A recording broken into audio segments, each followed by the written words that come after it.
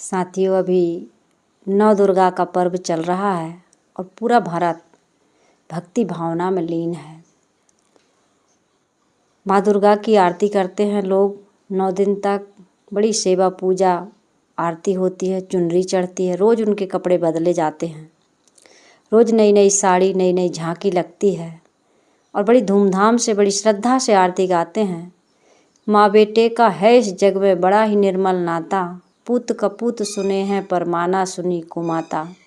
सब पर करुणा बरसाने वाली, अमृत बरसाने वाली, ये आरती हम गाते हैं।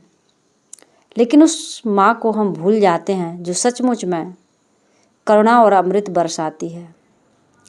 जो माँ हमारा पालन पोषण करती है, गर्भ में रखती है, संसार में लाती है, गीले में सूकर खुद हमें सूखे में सुलाती है, पढ़ाती है, लिखाती है, सारे जीवन को सजाती और संवारती है। क्या उस माँ के प्रति इतने श्रद्धावान, इतने आस्थावान हम हो पाते हैं? क्या एक बार भी जीवन में इस भाव से, इस भक्ति से, इस आस्था से हम अपनी माँ की आरती उतारते हैं? क्या किसी माँ के सपूत ने अपनी माँ को जीवन में कभी इस प्रकार से हार पहनाया, इस प्रकार से साड़ी समर्पित की, इस प्रकार से उनको भोग लगाया? यदि ऐसा नहीं किया है साथियों, तो 9 दिन पूजने वाली दुर्गा मैया कभी खुश नहीं होगी।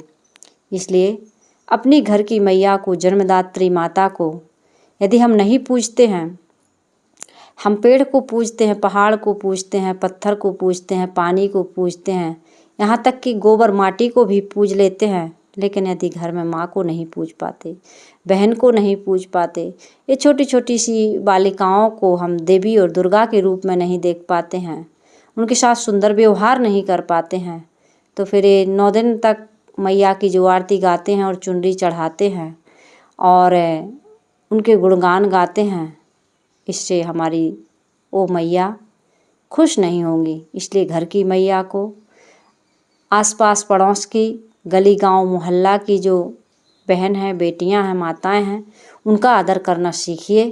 नहीं तो जय मैया दुर्गे और 10 दिन बाद 2 पाउच 1 मुर्गे, यही कहानी भारत दोहराता आया है और दोहराता रहेगा। इससे कोई लाभ नहीं होगा।